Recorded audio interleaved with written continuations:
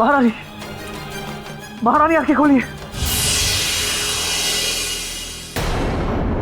अब आपकी पत्नी कभी आंखें नहीं खोल सकती, मर चुकी हैं वो। आपकी पत्नी का जीवन आपके चरित्र की भेंट चढ़ गया और अब आपका चरित्र उनके जीवन को लौटा नहीं सकता। किंतु हम उन्हें जीवन दे सकते हैं यदि आप हमारी शर्त मान लें। आपकी शर्त? कभी नहीं। चरित्र अमृत, हमारी पत्नी ही हमारे लिए सब कुछ है। हमारा जीवन, हमारा प्रेम, हमारा चरित्र, सब कुछ। ऐसा प्रेम, ऐसा जीवन, ऐसा चरित्र किस काम का राजन, जो अपना आधा अंग कही जाने वाली पत्नी के प्राणों की रक्षा भी ना कर सके। सच, ऐसा जीवन किसी काम का नहीं। इसीलिए हमारी पत्नी के जीवन के साथ हम अपना जीवन भी त्याग कर देंगे, परंतु किसी भी कीमत पर चरित्रहीन जीवन नहीं जिएंगे, किसी भी परिस्थिति में नहीं और कभी भी नहीं।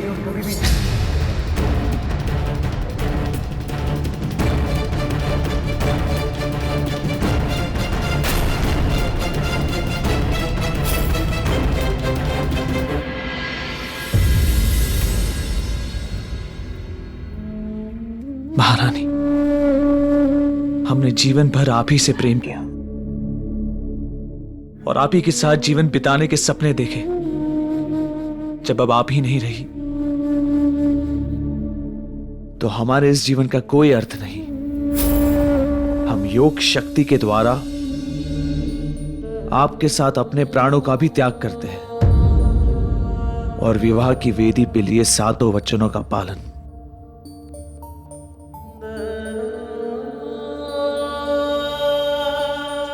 ओम ओम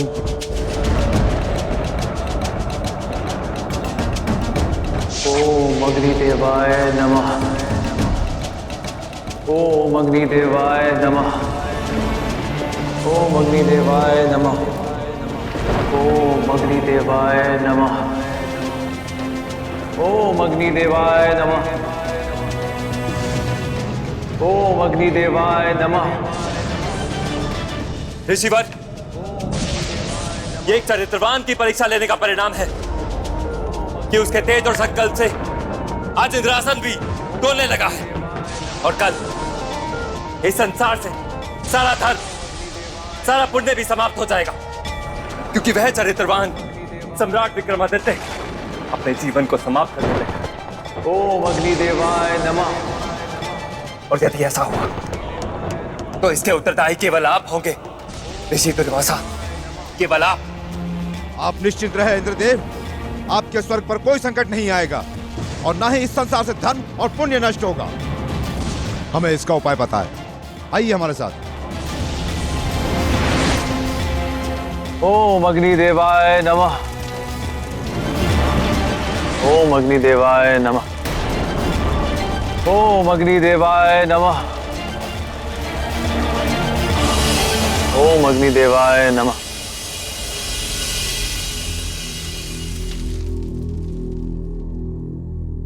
आंखें खोलिए राजन।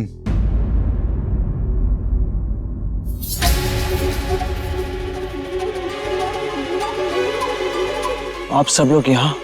आपके चरित्र के तेज ने हमें यहाँ आने पर विवश कर दिया है राजन।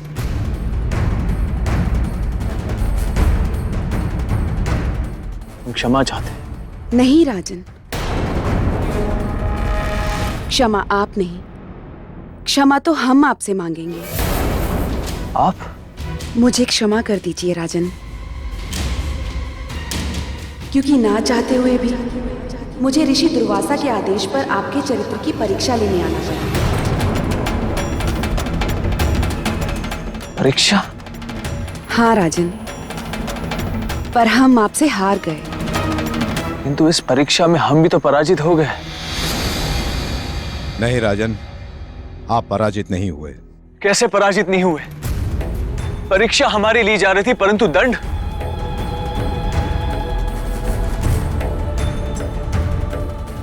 दंड हमारी पत्नी को क्यों मिला? ऐसा नहीं है राजन, इन्हें पुनः देखिए।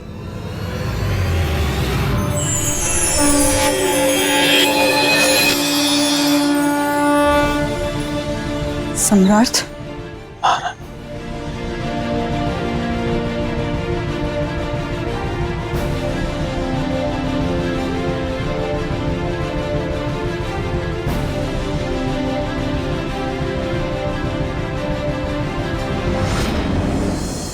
तो बताइए ऋषिवर, क्या विचार है आपका सम्राट विक्रमादित्य के संबंध? केवल एक, न भूतो न भविष्यतो। अब ये सिद्ध हो चुका है कि संपूर्ण सृष्टि में सम्राट विक्रमादित्य के समान चरित्रवान न कोई है और ना कोई भविष्य में होगा।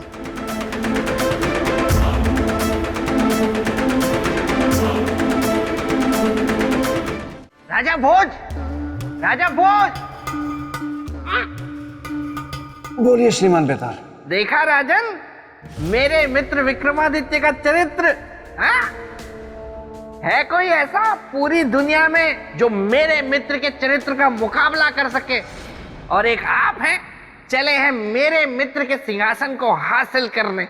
बेताल, मैं सिंहासन को अपने लिए नहीं, अपनी प्रजा के हित के लिए प्राप्त करना चाहता हूं। अच्छा, किंतु राजन, सम्राट विक्रमादित्य के इस सिंहासन बत्तीसी के धारण करने से पहले एक बार स्वयं को चरित्र के तराजू में तोलकर देख लीजिए कि आप उनके समान चरित्रवान हैं भी या नहीं। अरे देवी, कहा मेरे मित्र विक्रमादित्य का चरित्र गंगा जल की तरह पवित्र, पावन, उज्जवल, शीतल, निर्मल। बेताल, क्षमा देवी, क्षमा। तो राजन, इस सिंहासन को प्राप्त करने का सोचने से पहले एक बार अपने चरित्र को तराजू में तोल कर देख लीजिए। क्या पता कौन सा पलड़ा ऊपर हो, कौन सा नीचे।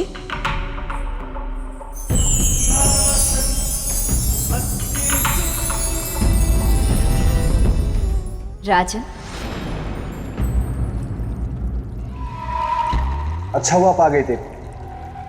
जब जब आप दुविधा के दलदल में धंसेंगे, मैं आती रहूंगी आपकी सहायता के लिए। राजन, क्या आप जानते हैं एक राजा का चरित्र क्या होता है? देवी महामाया, इस विषय पर मैं आपसे जानना चाहूंगा। प्रणाम देवी, देवी प्रणाम, देवी प्रणाम। बेताल, प्रणाम। आपकी ये दुर्दशा कैसे हुई? अब आपसे क्या छुपा है देवी, फिर भी सुनिए। मेरे साथ असल में ये हुआ कि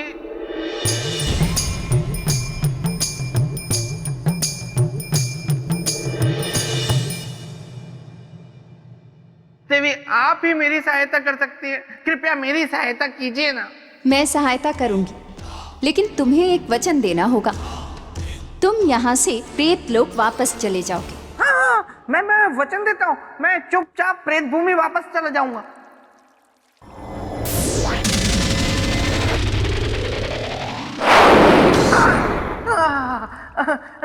धन्यवाद देवी, धन्यवाद। तो आप क्या कह रही थी देवी? बेताल, हाँ, आप कह रहे थे कि मुझे यहाँ से जाना चाहिए। राजन, हम एक राजा के चरित्र के बारे में बात कर रहे थे।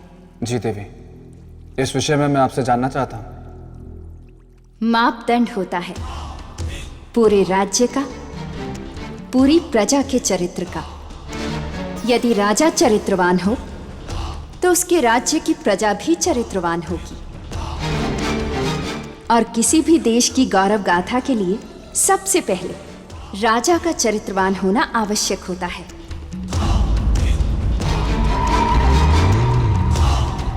किंतु राजन, इसके विपरीत यदि समाज में कोई चरित्रहीन निकले या किसी के ऊपर चरित्रहीन होने का झूठा दोष लगे, तो आपके विचार से उसे क्या करना चाहिए?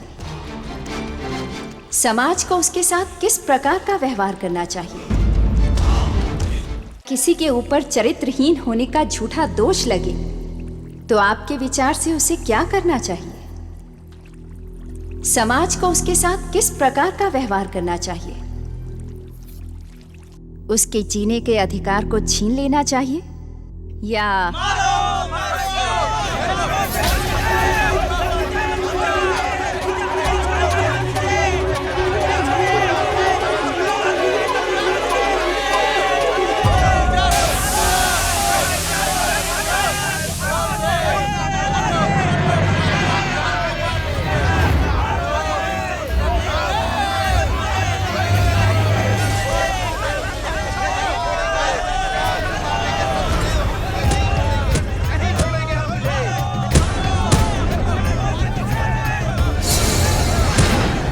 ये लोग तो इस बालक को मार डालेंगे।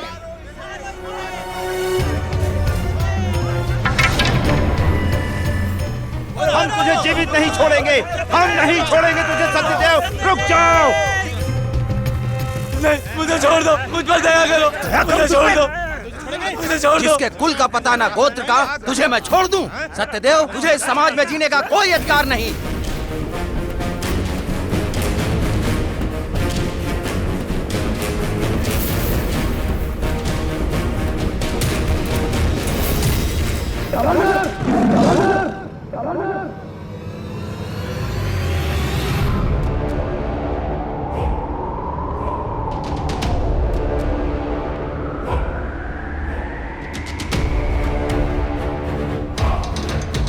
कौन हो तुम?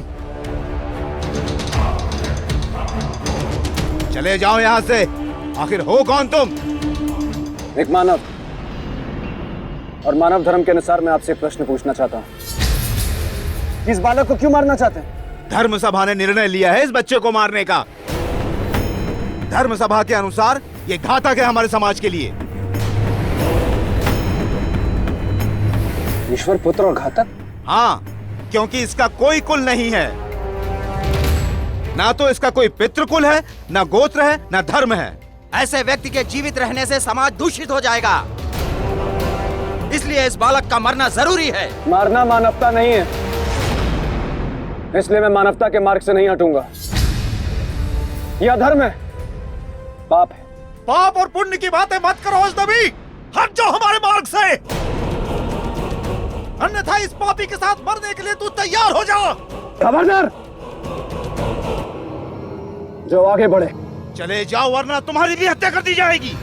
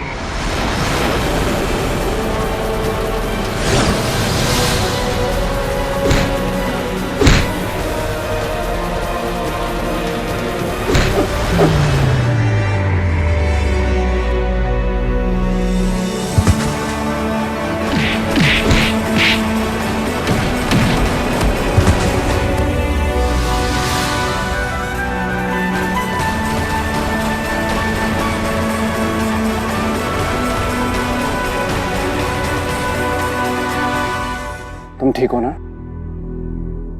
ए अजनबी, ये तुमने ठीक नहीं किया।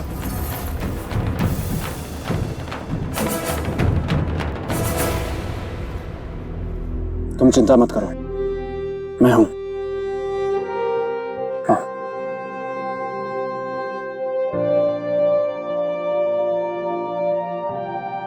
आपने मुझे क्यों बचाया राजन? क्यों बचाया मुझे अर्थहीन का जीवन? मैं मर जाता वही ठीक था। ऐसा नहीं कहते बालक, तुम पहले शांत हो जाओ और मुझे विस्तार में बताओ कि ये आखिर बात क्या है। बात बस इतनी सी है कि मैं शिक्षा ग्रहण करना चाहता हूँ कि कोई भी ऋषि मुझे अपना शिष्य बनाने के लिए तैयार नहीं है। और कोई ऋषि तुम्हें अपना शिष्य क्यों नहीं बनाना चाहता? क्योंकि सब मुझसे पहले गोत्र और कुल पूछते हैं, मेरे पिता का नाम पूछते हैं। तो इसमें कौन सी कठिनाई है? और मैं ये नहीं जानता कि मेरे पिता कौन है। मेरी माँ ने मुझे बताया कि मेरे कोई पिता नहीं, जिनके कारण मेरा कोई कुल नहीं, मेरा कोई गोत्र नहीं। और जब ये दोनों नहीं है तो मेरा कोई चरित्र भी नहीं है। और इस समाज में उन्हें ही जीने का अधिकार है जिनके पास उनका कुल हो, उनका गोत्र हो। और ऐसा इसलिए कि समाज ने ऐसा नियम बना दिया है और समाज नियम से बंधा है। लेकिन फिर भी मैं तुम्हें विश्वास दिलाता हूं कि तुम समाज के इस नियम की कसौटी पर खरे उतरोगे। मैं ढूंढूंगा तुम्हारे पिता को